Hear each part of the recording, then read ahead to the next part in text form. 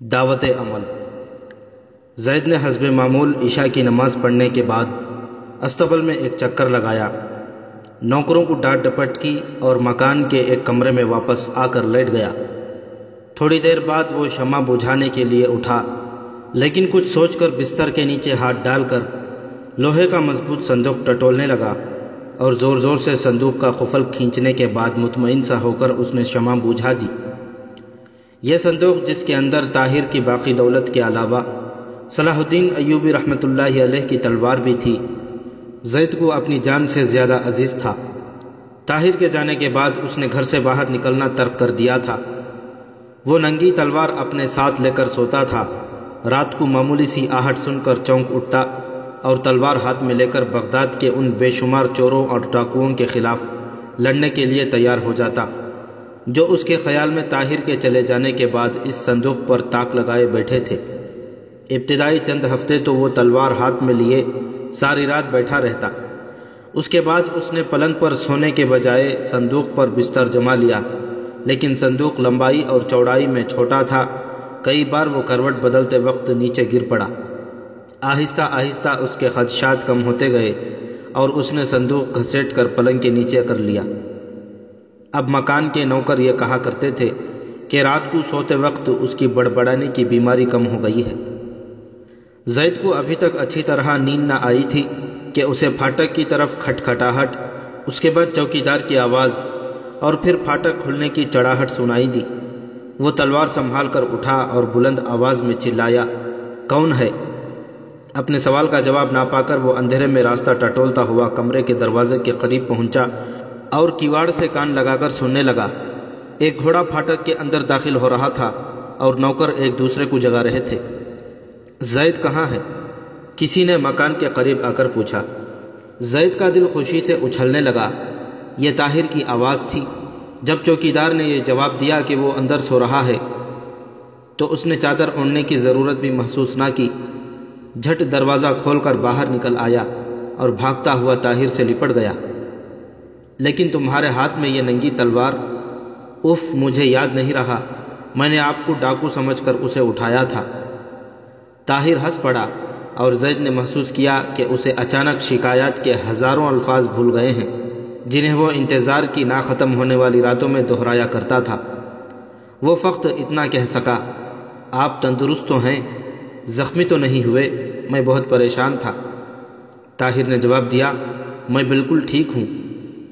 میں نے کل آپ کے متعلق ایک نجومی سے پوچھا تھا، اس نے کیا بتایا؟ زید نے کہا، اب اگر وہ مجھے مل جائے تو اس کی کتابیں چھین کر دریا میں پھینک دوں گا۔ جھوٹا، فریبی، مکار۔ پھر بھی اس نے کیا بتایا تھا تمہیں؟ خدا اسے غارت کرے، وہ کہتا تھا کہ آپ کا ستارہ گردش میں ہے اور آپ تاتاریوں کی قید میں ہیں، اور جب تک ستارے کی گردش ختم نہیں ہوتی آپ واپس نہیں آئیں گے، لیکن ستارے کی گردش 1 سال کے اندر اندر ختم ہو جائے گی۔ میں نے اس بے ایمان کو خواہ مخواہ 5 دینار دیے۔ اس نے آپ کے متعلق اور بھی بہت سی واہیات باتیں کہی تھیں۔ طاہر نے ہنستے ہوئے پوچھا، وہ کیا؟ زید نے نوکروں کو متوجہ کر کے رازداری کے لہجے میں کہا، چلیے اندر چلیے۔ طاہر نے باورچی کو کھانا تیار کرنے کا حکم دیا اور زید کے ساتھ اندر چلا گیا۔ کمرے میں پہنچ کر زید نے مشعل جلائی۔ روشنی میں اس کی نگاہیں طاہر کی بلائیں لے رہی تھیں۔ طاہر نے پوچھا، ہاں، وہ واہیات باتیں کیا تھیں؟ وہ کہتا تھا کہ آپ پر ایک تاتاری شہزادی عاشق ہو جائے گی اور اس کی بدولت آپ تاتاریوں کی قید سے خلاصی پائیں گے۔ کل اگر وہ مجھے مل گیا تو میں اس کی ایسی گت بناؤں گا کہ تمام عمر یاد کرے گا۔ طاہر نے پوچھا، مدینے سے کوئی خط آیا؟ احمد بن حسن یہاں خود آئے تھے اور 2 ہفتے رہ کر چلے گئے۔ وہ کہتے تھے کہ آپ بغداد پہنچتے ہی اپنا حال لکھیں۔ طاہر نے اپنے دوستوں کے متعلق پوچھا۔ زید نے جواب دیا، مبارک قریباً ہر روز آ کر پوچھ جاتا ہے، عزیز اور عبد الملک دوسرے تیسرے دن آ کر پوچھ جاتے ہیں، باقی کبھی کبھی آتے ہیں۔ ہاں، ایک بڑھیا بھی یہاں کئی بار آئی اور وہ بھی آپ کے متعلق پوچھا کرتی ہے۔ وہ کون ہو سکتی ہے؟ مجھے معلوم نہیں، میں نے ایک دن اس کا پیچھا کیا تھا۔ وہ دریا کا پل عبور کرنے کے بعد وزیر اعظم کے محل میں داخل ہو گئی تھی۔ طاہر نے کہا، اب میں ایک اہم کام تمہارے سپرد کرتا ہوں۔ تم ابھی عبدالعزیز کے پاس جاؤ اور انہیں میری طرف سے کہو کہ وہ عبد الملک اور باقی قابل اعتماد ساتھیوں کو لے کر فوراً یہاں آ جائیں۔ اگر وہ سو رہے ہوں تو بھی انہیں کہنا کہ بہت ضروری کام ہے، میرا خط لیتے جاؤ۔ طاہر کھانا کھا کر فارغ ہوا تو زید عبدالعزیز، عبد الملک اور مبارک کو اپنے ہمراہ لے کر پہنچ گیا۔ زید دوسرے کمرے میں جا کر لیٹ گیا اور طاہر اپنے دوستوں کے ساتھ دیر تک باتیں کرتا رہا۔ عبدالعزیز کی نگاہ میں خلیفہ، وزیر اعظم اور وحید الدین تینوں اس سازش میں شریک تھے۔ مبارک کی اپنی کوئی رائے نہ تھی، وہ صرف عبدالعزیز کی ہاں میں ہاں ملا رہا تھا۔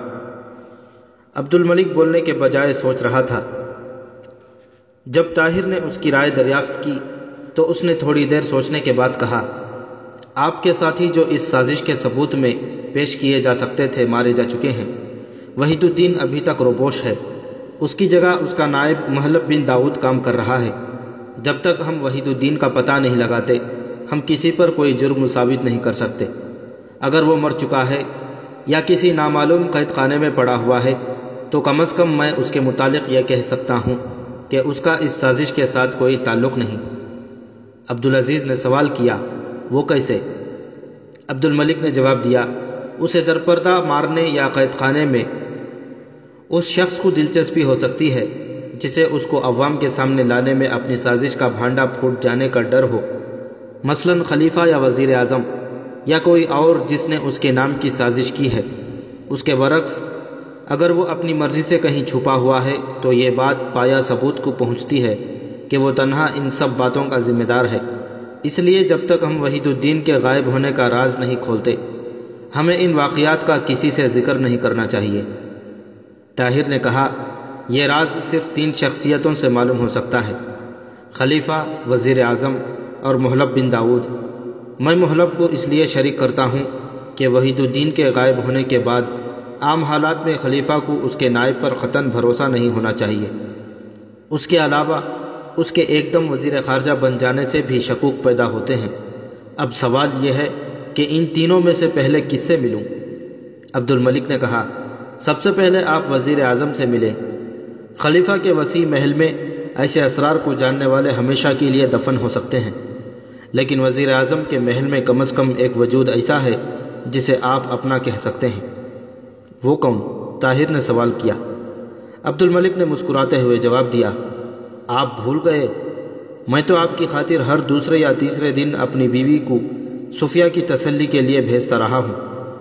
طاہر نے کہا، میرے ساتھ آپ کی ہمدردی اخلاقی قیود سے تجاویز تو نہیں کر گئی؟ نہیں، میں نے صرف ایک دوست کا فرض پورا کیا ہے، وہ آپ کے متعلق واقعی بہت پریشان تھی۔ طاہر نے کہا، مجھے آپ کو بڑا بھائی بنانے پر اعتراض نہیں، لیکن یہ اطمینان رکھیے کہ اس لڑکی سے میرا کوئی سروکار نہیں۔ بہرحال اسے آپ سے انس ہے، انس نہیں محبت ہے۔ والہانہ محبت میں خوش ہوں کہ وہ اس قابل ہے۔ میری بیوی بھی اس کی بہت تعریف کرتی ہے۔ چاروں دوست پھر اصل موضوع پر لوٹ آئے اور دیر تک بحث کرنے کے بعد یہ فیصلہ ہوا کہ طاہر سب سے پہلے وزیر اعظم سے ملے۔ عبدالعزیز وہیں سو گیا اور عبد الملک اور مبارک اپنی اپنی قیام گاہ کی طرف چل دیے۔ الصبح نماز سے فارغ ہوتے ہی طاہر وزیر اعظم کے محل میں پہنچا۔ باغیچے میں سے گزرتے ہوئے وہ دونوں جانب خوشنما پھولوں کی کیاریاں دیکھ رہا تھا۔ اچانک اسے پھولوں کے درمیان ایک خوبصورت لڑکی دکھائی دی۔ وہ آہستہ آہستہ چہل قدمی کر رہی تھی، اس کے ہاتھ میں چند پھول تھے۔ وہ اس پودے کے پاس پہنچ کر رکی، جھک کر ایک پھول توڑنے کے لیے ہاتھ بڑھایا، لیکن طاہر کے پاؤں کی آہٹ پا کر اس کی طرف متوجہ ہوئی۔ طاہر نے ایک ہی نگاہ میں اسے پہچان لیا، وہی بڑی بڑی کٹوری سی آنکھیں جو اس نے دریائے دجلہ کے کنارے دیکھی تھیں، اور وہی حسین چہرہ جو اس نے چاند کی روشنی میں اسی باغ کے ایک گوشے میں دیکھا تھا۔ وہ صفیہ تھی، وہی صفیہ۔ طاہر کو دیکھتے ہی اس کا چہرہ مسرت سے تمتما اٹھا۔ ایک لمحے کے لیے طاہر جھجکا، رکا، پھر لمبے لمبے قدم اٹھاتا ہوا آگے نکل گیا۔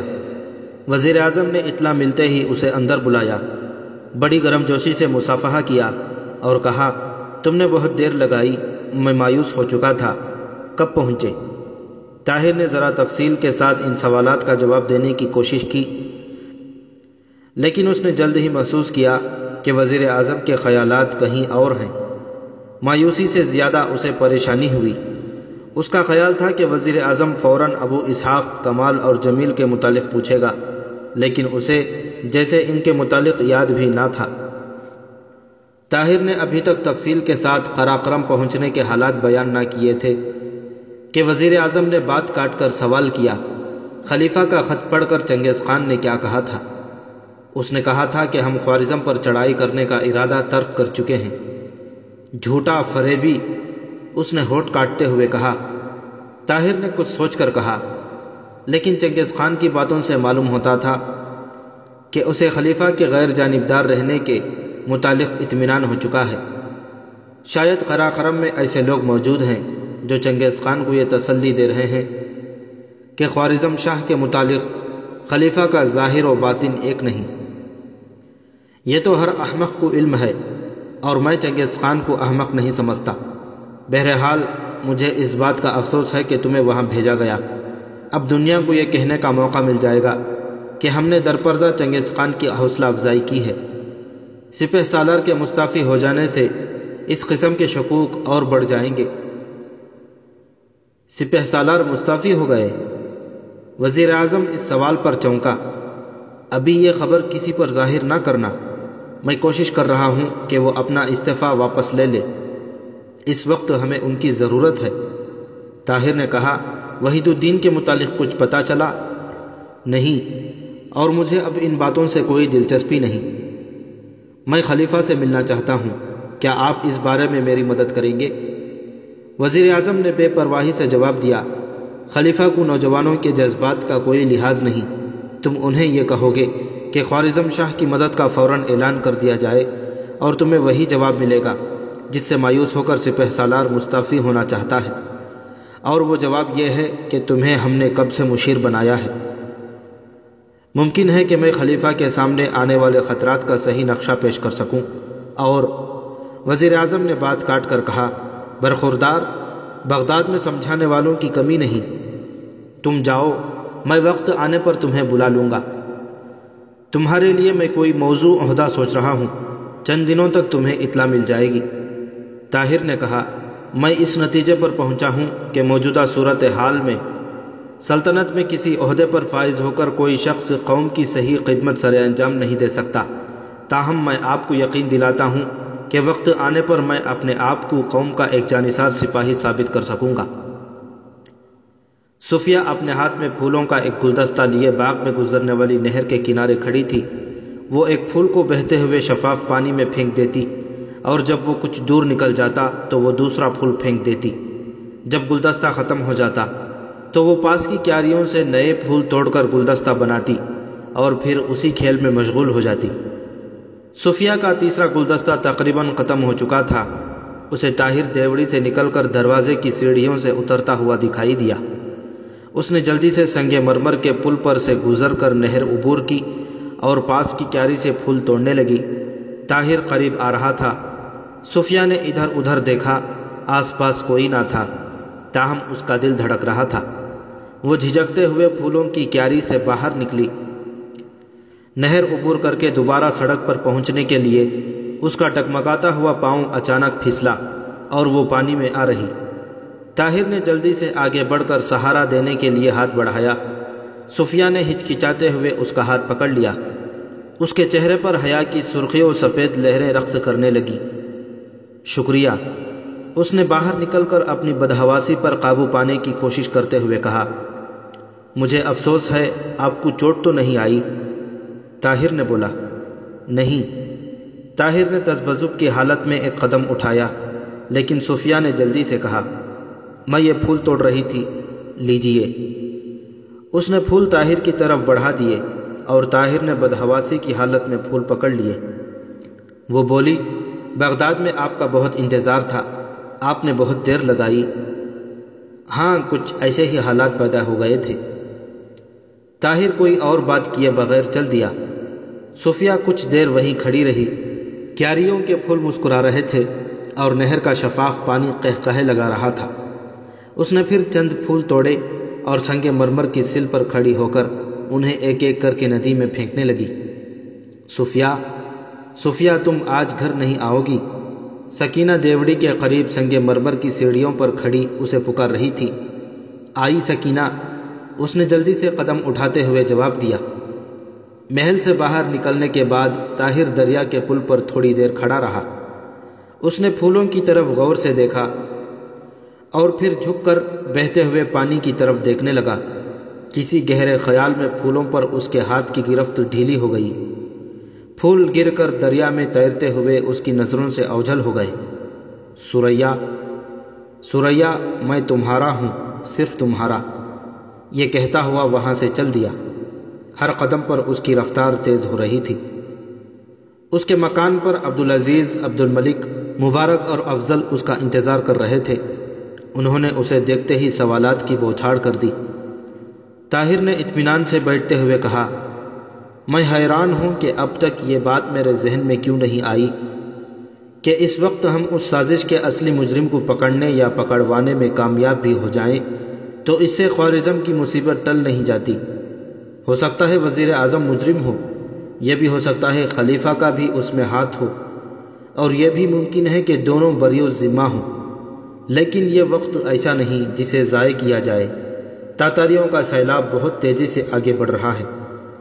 اس وقت سب سے بڑی ضرورت اس بات کی ہے کہ اہل بغداد کو آنے والے خطرات سے آگاہ کیا جائے، انہیں غفلت کی نیند سے بیدار کیا جائے۔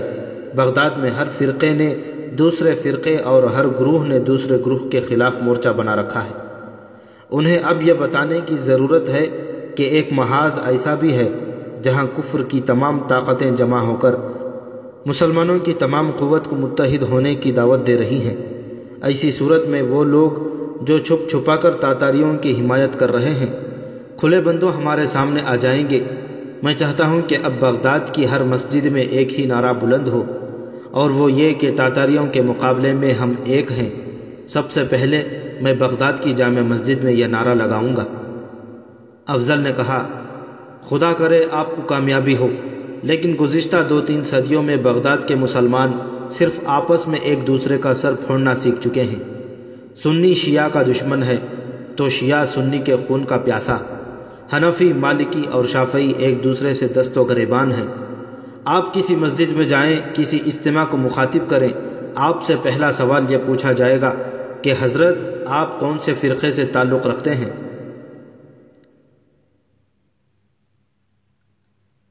طاہر نے جواب دیا، مجھے ان سب مشکلات کا احساس ہے، لیکن میں یہ ماننے کے لیے تیار نہیں کہ اب یہ صورتحال زیادہ دیر قائم رہ سکتی ہے۔ مشترکہ خطرے کا احساس ان اختلافات کو مٹا سکتا ہے۔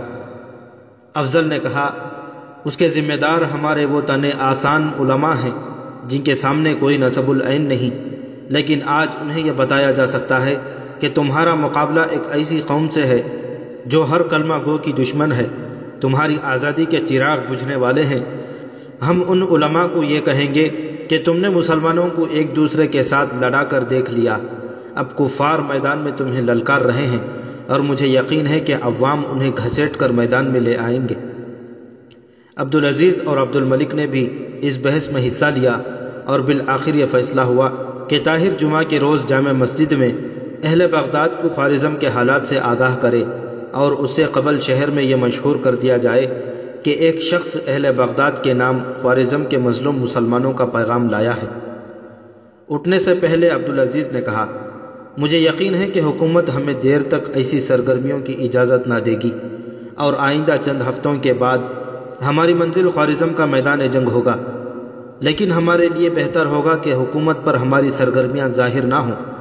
طاہر کی تقریر کے بعد وہ لوگ جو تاتاریوں کے پاس ہمیں فروخت کرنے کا تہیہ کر چکے ہیں خاموش نہیں بیٹھیں گے۔ اس کے بعد ہمیں طاہر کو اس وقت تک چھپا کر رکھنا پڑے گا جب تک کہ عوام کا جوش ان کے لیے ایک ناقابل تسخیر خلا نہیں بن جاتا۔ اگر وزیر اعظم یا خلیفہ کی نیت بری ہے تو وہ طاہر کو فوراً گرفتار کرنے کی کوشش کریں گے، اور ان دنوں بدقسمتی سے غداروں کی ہم میں سے کمی نہیں۔ اس لیے آپ کے سامنے سب سے پہلے میں طاہر کے ساتھ وفاداری کی قسم کھاتا ہوں، اور آپ سے بھی قسم اٹھانے کی درخواست کرتا ہوں۔ تمام دوستوں نے یہ قسم اٹھائی تو عبدالعزیز نے کہا، اب اگر ہم میں سے کوئی غدار ثابت ہوا تو باقی دوستوں کا یہ فرض ہوگا کہ وہ اس کی گردن اڑا دیں۔ سب دوستوں نے اس تجویز کی تائید کی اور یہ محفل برخاست ہوئی۔ جمعہ سے پہلے شہر کی ہر مسجد اور ہر درسگاہ کے دروازے پر اس مضمون کے اشتہار چسپاں تھے کہ نماز جمعہ کے بعد ایک شخص ترکستان کے مسلمانوں پر تاتاریوں کے مظالم کے چشم دید حالات بیان کرے گا۔ قاضی فخر الدین نے شہر کے چند باعمل علماء اور مختلف درسگاہوں کے طلباء نے بغداد کی گلیوں اور کوچوں میں پھر کر یہ منادی کر دی کہ بغداد کے مسلمانوں کے نام ترکستان کے مسلمانوں نے ایک پیغام بھیجا ہے، اور یہ پیغام لانے والا وہ نوجوان ہے جس کے باپ نے ہلال و صلیب کی جنگ میں یروشلم پر مسلمانوں کی فتح کا پرچم لہرایا تھا اور صلاح الدین ایوبی رحمۃ اللہ علیہ کی تلوار بطور انعام حاصل کی تھی۔ جمعرات کی شام کو طاہر کو وزیر اعظم نے اپنے محل میں بلایا اور اسے سوال کیا کہ تم بغداد کے لوگوں کو کیا پیغام دینا چاہتے ہو؟ وزیر اعظم کے متعلق طاہر کے شبہات ایک بار پھر تازہ ہو چکے تھے، لیکن اس نے تدبر سے کام لینا مناسب سمجھا اور جواب دیا، یہ آپ جانتے ہیں کہ سلطنت خوارزم تاتاریوں کی آخری منزل نہیں۔ انہیں اگر وہاں کامیابی حاصل ہوئی تو ان کی دوسری منزل عراق ہوگی۔ ممکن ہے وہ دولت عباسیہ کے ساتھ چنگیز خان کے دوستانہ تعلقات قائم رہیں، لیکن کمزور کے لیے طاقتور کی دوستی کا بھروسہ حماقت ہے۔ اس لیے میں چاہتا ہوں کہ ہم برے سے برے حالات میں مقابلے کے لیے تیار ہو جائیں۔ میں بغداد کے سوئے ہوئے مسلمانوں کو بیدار کرنا چاہتا ہوں تاکہ اگر دشمن آ جائے تو وہ کم از کم اپنے گھروں کی حفاظت کے لیے تیار ہوں۔ تم نے مجھے اس دن کیوں نہ بتایا کہ تم جامع مسجد میں تقریر کرنا چاہتے ہو؟ اس وقت یہ بات میرے ذہن میں نہ تھی۔ اگر آپ میری جگہ ہوتے تو شاید ایسے معاملات میں کسی سے مشورہ لینے کی ضرورت محسوس نہ کرتے۔ وزیر اعظم نے کہا، مجھے ڈر ہے کہ تم خلیفہ کے متعلق کوئی گستاخی نہ کر بیٹھو۔ طاہر نے کہا، لیکن میں اس کے برعکس یہ سمجھتا ہوں کہ میں اس تقریر سے خلیفہ اور آپ کی بہت بڑی خدمت سر انجام دوں گا۔ طاہر نے وزیر اعظم کے اصرار پر وہیں کھانا کھایا۔ دسترخوان پر قاسم بھی موجود تھا۔ اس نے بے توجہی سے خوارزم کے متعلق چند سوالات پوچھے، اور جب طاہر وزیر اعظم سے رخصت ہوا تو قاسم برآمدے تک چھوڑنے کے لیے آیا۔ طاہر کے ساتھ مصافحہ کرتے ہوئے اس نے طنزاً سوال کیا، کیا آپ نے اس سے قبل کسی بڑے مجمع میں تقریر کی ہے؟ میں صرف ایک سپاہی ہوں، طاہر نے مسکراتے ہوئے جواب دیا۔ محل سے باہر عبدالعزیز اور عبدالملک نہایت بے چینی سے طاہر کا انتظار کر رہے تھے۔ عبدالعزیز نے اسے دیکھتے ہی کہا، آپ نے سخت غلطی کی، ہمیں ڈر تھا کہ وزیر اعظم آپ کو خطرناک سمجھ کر حراست میں نہ لے لیں۔ طاہر نے کہا، ڈر تو مجھے بھی تھا، لیکن مصلحت اسی میں تھی کہ میں انہیں کل تک اپنے متعلق غلط فہمی کا شکار نہ ہونے دوں، ورنہ وہ مسجد کے دروازوں پر پہرا لگا دیتے۔ جمعہ کی نماز کے بعد ایک نوجوان نے ممبر پر کھڑے ہو کر حاضرین سے طاہر بن یوسف کا تعارف کرایا۔ طاہر تقریر کے لیے اٹھا۔ اتنے بڑے ہجوم کے سامنے وہ پہلی بار کھڑا تھا۔ قرآن مجید کی چند آیات کی تلاوت کے بعد اس نے جھجکتے ہوئے تقریر شروع کی۔ بغداد کے لوگ آئے دن مناظروں اور جلسوں میں بڑے بڑے جادو بیان مقررین کی تقریریں سن چکے تھے۔ تھوڑی دیر وہ بے توجہی سے بیٹھے رہے اور آپس میں کانا پھوسی کرنے لگے۔ اس جلسے میں ایسے لوگ بھی تھے جو بغداد کی سب سے بڑی مسجد کے ممبر کسی اجنبی کا کھڑا ہونا اپنی توہین سمجھتے تھے۔ ایسے عوام بھی تھے جو یہ محسوس کرتے تھے کہ کاش آج بھی کوئی مناظرہ ہوتا۔ ایک مشہور عالم نے نہایت بھولے انداز میں اٹھ کر کہا، آپ براہ کرم بیٹھ جائیے اور اس شخص کو بولنے کا موقع دیجیے جو ترکستان سے آیا ہے۔ میرے دوست، یہ جگہ مذاق کے لیے نہیں، تاہم میں تمہاری زندہ دلی کی داد دیتا ہوں۔ کاش تم میدان جنگ میں بھی اسی قدر زندہ دلی کا ثبوت دے سکو۔ میں یہاں اپنی تقریر کی داد لینے کے لیے نہیں آیا۔ میں نہ مقرر ہوں نہ داستان گو۔ میرے پاس آپ کی تفریح کا کوئی سامان نہیں۔ میں صرف ایک ایلچی ہوں ترکستان کے ان فرزندان اسلام کا جن کی کھوپڑیوں سے تاتاری اپنی فتح کی یادگاریں تعمیر کر رہے ہیں۔ میں ان دختران اسلام کا ایلچی ہوں جن کی عصمت کے رکھوالے خاک اور خون میں تڑپ رہے ہیں، اور اب ان کی آخری امید تم ہو۔ میرے پاس قہقہے نہیں آنسو ہیں۔ اپنی جادو بیانی پر ناز کرنے والوں، قوم کو لوریاں دے کر سلانے کا زمانہ ختم ہو چکا ہے۔ میں تمہیں موت کی نیند سے جگانا چاہتا ہوں، میری باتیں کان کھول کر سنو۔ طاہر کی آواز اب بلند ہو رہی تھی، رک رک کر بولنے والی زبان میں اب پہاڑی ندی کی سی روانی آ چکی تھی۔ آہستہ آہستہ لوگ اس پہاڑی ندی میں ایک دریا کا تموج محسوس کرنے لگے، وہ دریا جس کے بند یکے بعد دیگرے ٹوٹ رہے ہوں لیکن ایک روح میں بہتے چلے جا رہے ہوں۔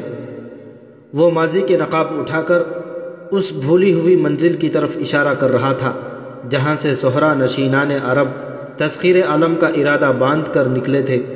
وہ تاریخ کے ورق الٹ کر ان مجاہدین کی داستان سنا رہا تھا جنہوں نے مشرق و مغرب میں اسلام کا بول بالا کیا تھا۔ وہ مستقبل کے پردوں میں چھپے ہوئے طوفان کی طرف اشارہ کر رہا تھا اور لوگ دم بخود ہو کر سن رہے تھے۔ بعض کی آنکھیں پر نم تھیں، ایک نوجوان بڑی مشکل سے اپنی سسکیاں ضبط کر رہا تھا۔ طاہر کہہ رہا تھا، قوم کے دامن پر بدبختی کی سیاہی آنسوؤں سے نہیں خون سے دھوئی جاتی ہے۔ یاد رکھو، جس قسم کی زندگی تم بسر کر رہے ہو وہ فطرت کے ساتھ ایک مذاق ہے، اور فطرت اپنے ساتھ مذاق کرنے والوں کو کبھی معاف نہیں کیا کرتی۔ مسلمانوں کی نشانی یہ تھی کہ وہ کفار کے مقابلے کے لیے ایک سیسا پلائی دیوار بن جاتے تھے، لیکن آج جب کہ کفر تمہارے خلاف اپنی تمام طاقتیں منظم کر رہا ہے، تمہارے عالم تمہیں بغداد کے چوراہوں پر جمع کر کے ایک دوسرے کا سر پھوڑنے کا مشورہ دیتے ہیں۔ اس پر ایک شخص جو بغداد کے ایک گروہ کا نامور مناظر سمجھا جاتا تھا اٹھ کر کھڑا ہو گیا اور چلایا، میں بصد ادب و احترام یہ پوچھنے کی جرات کرتا ہوں کہ آپ کس فرقے سے تعلق رکھتے ہیں؟ طاہر نے اسے بیٹھنے کا اشارہ کرتے ہوئے کہا، میں ایک مسلمان ہوں۔ کس قسم کا مسلمان؟ اس نے پھر سوال کیا۔ طاہر نے جھلا کر جواب دیا، تم 300 سال سے مسلمانوں کی قسمیں گن رہے ہو لیکن آج تک اصلی اور نقلی، سچے اور جھوٹے کا فیصلہ نہیں ہو سکا، اور اس کی وجہ یہ ہے کہ تم دوسروں کو اسلام کی کسوٹی پر نہیں پرکھتے، بلکہ تم میں سے ہر ایک نے اپنے لیے علیحدہ علیحدہ کسوٹیاں بنا رکھی ہیں، اور ان کسوٹیوں پر تمہاری اپنی ذات کے سوا کوئی پورا نہیں اترتا۔ میرے عزیز، ہو سکتا ہے کہ میں ایک کم علم آدمی ہونے کی صورت میں تمہاری طرح نہ سوچ سکوں، خیالات کے پر لگا کر تمہارے ساتھ بلند فضاؤں میں پرواز نہ کر سکوں، اور دوسرے کا ایمان پرکھنے کے لیے جو کسوٹی تم نے بنائی ہے میں شاید اس پر پورا نہ اتر سکوں، اور میری طرح اور بھی لاکھوں مسلمان شاید اس کسوٹی پر پورے اتر نہ سکیں۔ لیکن اگر تم خوارزم کے کسی میدان میں میرے ہم رکاب ہوتے اور وہاں یہ سوال کرتے کہ کس قسم کا مسلمان ہوں، تو میں تمہیں یہ جواب دیتا کہ سامنے چند قدم پر مومن کے ایمان کی کسوٹی موجود ہے۔ اگر میں کفار کے تیروں کی بارش میں مسکرا سکوں، ان کی تلواروں کے سامنے میں کلمہ پڑھ سکوں، اگر موت کا ہاتھ اپنی شاہ رگ کے قریب دیکھ کر میرے پاؤں متزلزل نہ ہوں، تو سمجھ لینا کہ میں مسلمان ہوں۔ اگر میرا جسم کفار کے گھوڑوں کی پاؤں تلے روندا جا رہا ہو اور سکرات کی حالت میں امت کا جھنڈا بلند رکھوں، تو سمجھ لینا کہ میں ایک مسلمان ہوں۔ میرے بھائی، برا نہ ماننا، مومن کے ایمان کی کسوٹی وہ نہیں جسے تم ہر روز بغداد کے چوراہوں میں رکھ کر بیٹھ جاتے ہو۔ نہیں، مومن کے ایمان کی کسوٹی میدان جہاد ہے، جہاں ہر مسلمان کے خون کا رنگ سرخ ہوتا ہے، خواہ وہ سنی ہو یا شیعہ، خواہ حنفی ہو یا مالکی، خواہ آپ جیسا روشن خیال عالم ہو، خواہ میرے جیسا کم علم۔ دارالامن میں اگر تم لوگ 1000 سال اور بھی مناظرے کرتے رہو تو بھی یہ ثابت نہ کر سکو گے کہ کون جھوٹا ہے اور کون سچا، لیکن میں نے قوقند میں اپنی آنکھوں سے دیکھا ہے کہ ایک فرقے کا مسلمان دوسرے فرقے کے مسلمان کے لیے ڈھال تھا۔ حملے کے وقت ان کا نعرہ ایک تھا، شہادت کے وقت ان کا کلمہ ایک تھا، وہ سب ایک ہی قسم کے مسلمان تھے۔ ہاں، میدان سے باہر میں نے کئی قسم کے مسلمان دیکھے ہیں۔ ہم میں سے وہ بھی ہیں جو یہ کہتے ہیں کہ طاقتور دشمن سے جہاد جائز نہیں، ہم میں وہ بھی ہیں جو دشمن کا نام سن کر بھاگ جاتے ہیں، وہ بھی ہیں جو اپنی ذات کو چنگیز خان کی نظر میں کرم کا مستحق بنانے کے لیے عالم اسلام کو تاتاریوں کے پاس فروخت کر رہے ہیں، اور تمہارے اس شہر میں بھی جہاں ہر عالم کو دوسرے کا ایمان ناپنے کی فکر ہے، اونچے ایوانوں میں رہنے والوں کی ایک ایسی جماعت موجود ہے جو ترکستان پر تاتاریوں کی یلغار کی حمایت کرتی ہے۔ میرے عزیز اور بزرگوں، شاید مجھے بغداد میں اتنے بڑے مجمع کے سامنے دوبارہ تقریر کرنے کا موقع نہ ملے۔ میری باتیں کان کھول کر سنیے اور میرا پیغام ہر اس شخص تک پہنچا دیجیے جسے قوم کے مستقبل کا تھوڑا بہت خیال ہے۔ تاتاریوں کا سیلاب معمولی سیلاب نہیں، اور اس وقت دولت خوارزم اس سیلاب کے سامنے آخری چٹان ہے۔ اگر یہ چٹان نابود ہو گئی تو یہ نہ سمجھو کہ یہ سیلاب وہیں رک جائے گا۔ اس کی سرکش لہریں کسی دن بغداد کی بلند ایوانوں کو بھی متزلزل کریں گی۔ اگر ہم نے غفلت کی تو ہم صفحہ ہستی سے مٹا دیے جائیں گے۔ میں یہ نہیں کہتا کہ اسلام مٹا دیا جائے گا، اسلام مٹنے والی چیز نہیں، یہ خدا کا دین ہے۔ اگر تم اس کی حفاظت نہ کر سکے تو خدا کسی اور قوم کو اس کی حفاظت کے لیے منتخب کر لے گا۔ یہ ایک ایسا سفینہ ہے جس پر کوئی طوفان غالب نہیں آ سکتا، یہ ہمیشہ تیرتا رہے گا۔ اگر تم خدا کے اس سفینے کو چھوڑ کر دوسری کشتیوں پر سوار ہو گئے تو تم خود ڈوب جاؤ گے اور دوسری قوم اس سفینے پر سوار ہو جائے گی۔ تمہاری کامیابی کا راز اجتماعی جدوجہد میں ہے، اور اجتماعی جدوجہد کی ضرورت اس وقت سے زیادہ کبھی نہ تھی جب کہ کفر کی تمام طاقتیں تمہیں صفحہ ہستی سے مٹانے کے لیے تیار ہو چکی ہیں۔ میں آپ کو بتا چکا ہوں کہ بغداد کے اونچے ایوانوں میں رہنے والے بعض لوگ خوارزم کے خلاف تاتاریوں سے ساز باز کر چکے ہیں۔ ایک شخص نے اٹھ کر کہا، ہم ان کے نام سننا چاہتے ہیں۔ طاہر نے جواب دیا، میں صرف سازش کے متعلق جانتا ہوں، ابھی تک کسی خاص شخصیت کی طرف اشارہ نہیں کر سکتا، لیکن اب ہم پر ایسا وقت آ رہا ہے کہ چھپے ہوئے منافقین کھلے بندوں ہمارے سامنے آ جائیں گے۔ سلطنت کے وہ امراء جو یہاں موجود ہیں، میں ان سے درخواست کرتا ہوں کہ وہ خلیفۃ المسلمین کے سامنے صحیح صورتحال پیش کریں۔ اس وقت تاتاریوں کے مقابلے کے لیے خوارزم کا ساتھ نہ دینا خودکشی کے مترادف ہوگا۔ حالات کا مطالبہ ہے کہ خلیفۃ المسلمین تاتاریوں کے خلاف اعلان جہاد کریں۔ اس کے بعد منافقین کو تلاش کرنے کی ضرورت نہیں رہے گی، وہ خود بخود میدان میں آ جائیں گے۔ وہ کوشش کریں گے کہ ہمارا گلا گھونٹ کر ہماری آواز دبا دی جائے۔ وہ تاتاریوں کے حق میں اور خوارزم کے مسلمانوں کے خلاف فتوے شائع کرائیں گے۔ میرا کام تمہیں ایک راستہ دکھانا تھا، اب چلنا یا بیٹھ جانا تمہارا کام ہے۔ اگر تم منظم ہو جاؤ تو مجھے یقین ہے کہ خلیفۃ المسلمین جو آنے والے خطرات سے بے خبر نہیں، فوراً اعلان جہاد کریں گے۔ سردست میں یہ کہنے کے لیے تیار نہیں کہ اہل بغداد میں سے وہ کون ہیں جو تاتاریوں کے ساتھ ساز باز کر رہے ہیں۔ اس سے قبل میں خلیفہ اور وزیر اعظم کی طرف سے کسی اعلان کا انتظار کرنا ضروری سمجھتا ہوں، اور مجھے یہ امید ہے کہ یہ اعلان جہاد کے متعلق ہوگا، ورنہ میں وثوق سے کہہ سکوں گا کہ بغداد میں عالم اسلام کے سب سے بڑے دشمن کون ہیں۔ سردست آپ میں سے جو لوگ تاتاریوں کے خلاف خوارزم کے مسلمانوں کا ساتھ دینے کے لیے تیار ہیں، وہ مجھے اپنا ایک رفیق کار سمجھیں۔ اگر وہ یہ دیکھنا چاہتے ہیں کہ اسلام کی کسوٹی پر ان کا رنگ کیسا اترتا ہے تو خوارزم کے میدان ہم سے دور نہیں۔